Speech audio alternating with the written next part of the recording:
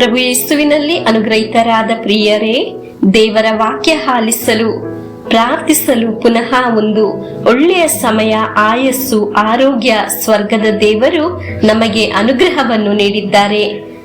ಇಂದು ನೀವು ಮಾಡುವ ಎಲ್ಲಾ ಕಾರ್ಯವನ್ನು, ದುಡಿಮೆಯನ್ನು, ಪ್ರಯಾಣವನ್ನು ದೇವರ ಕರಗಳಿಗೆ ಸಮರ್ಪಿಸುತ್ತೇನೆ. ನಿಮ್ಮ ಅವಶ್ಯಕತೆಯ ಮೇಲೆ ಅದ್ಭುತಗಳು ನಡೆಯಲು, ದೇವರ ಕಾರ್ಯವು ಪ್ರಕಟವಾಗಲು ಪ್ರಾರ್ಥಿಸುತ್ತೇನೆ. ದೈವಿಕ ಸಂರಕ್ಷಣೆ ಉಂಟಾಗಲು ಪ್ರಾರ್ಥಿಸುತ್ತೇನೆ. ದೇವರೇ, ಪವಿತ್ರಾತ್ಮರಿಂದ ನಮ್ಮನ್ನು ಬಲಪಡಿಸಿರಿ. ಇಂದು ವಾಕ್ಯವಾಲಿಸುವಾಗ ಆ ವಾಕ್ಯದ ಅನುಭವ ಉಂಟಾಗಲಿ ಎಂದು ಪ್ರಾರ್ಥಿಸುತ್ತೇನೆ. ಹಲ್ಲೆಲೂಯಾ. ನಿರೀಕ್ಷೆಯಿಂದ, ಸಂತೋಷದಿಂದ ದೇವರ ವಾಕ್ಯವನ್ನು ಆಲಿಸೋಣ.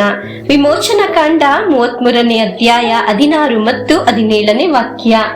ನನಗೂ ನಿಮ್ಮ ಪ್ರಜೆಗಳಾದ ಇವರಿಗೂ ನಿಮ್ಮ ಅನುಗ್ರಹ ದೊರಕಿದೆ ಎಂಬುದು ನೀವೇ ನಮ್ಮ ಸಂಗಡ ಬರುವುದರಿಂದಲೇ ಹೊರತು ಬೇರೆ ಯಾವುದರಿಂದ ತಿಳಿದಿತ್ತು?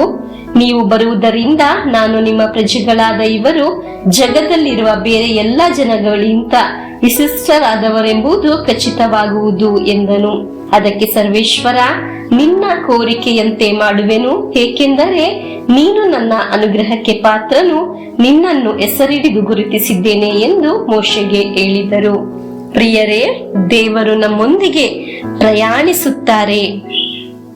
ನೀವು ಪ್ರಾರ್ಥಿಸಿರಿ, ದೇವರೇ, ನಿಮಗೆ ನಾನು ವಿಶೇಷ ವ್ಯಕ್ತಿ ಆದರೆ ನನ್ನ ಜೊತೆಯಲ್ಲೇ ಇರಿ, ನನ್ನ ಒಮ್ಮೆಯೂ ದೂರ ತಳ್ಳಬೇಡಿ. ದೇವರು ಅರ್ಧ ದಾರಿಯಲ್ಲಿ ಕೈಬಿಟ್ಟು ಹೋಗುವವರು ಅಲ್ಲ.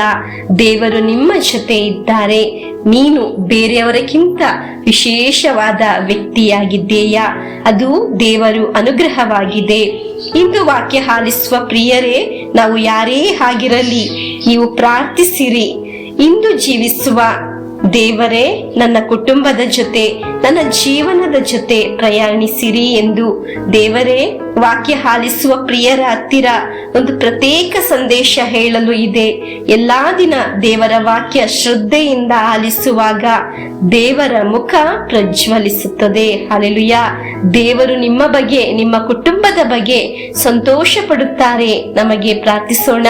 ದೇವರೇ, ನೀವು ನಮ್ಮೊಡನೆ ಪ್ರಯಾಣಿಸಿರಿ ಎಂದು ಪ್ರಾರ್ಥಿಸಿ ಪ್ರಭುವಿನ ಆಶೀರ್ವಾದವನ್ನು ಸ್ವೀಕರಿಸೋಣ. ನಮ್ಮ ಪ್ರಭು ಯೇಸು ಕ್ರಿಸ್ತರ ವರಪ್ರಸಾದವು, ದೇವರ ಪ್ರೀತಿಯು, ಪವಿತ್ರಾತ್ಮರ ಅನ್ಯೋನ್ಯತೆಯು ನಮ್ಮೊಡನೆ ಇರಲಿ. ರೋಗಗಳಿಂದ, ಅಪಘಾತದಿಂದ, ದುರ್ಮರಣದಿಂದ, ಅಗಾಲಿದ ಮರಣದಿಂದ, ಅಸೂಯೆಯಿಂದ, ಮೋಸೆ ವಂದನೆಯಿಂದೆല്ലാം ದೇವರು ನಮ್ಮನ್ನು ಸಂರಕ್ಷಿಸಲಿ. ಹಾಲೆಲೂಯಾ. ಆಮೇನ್.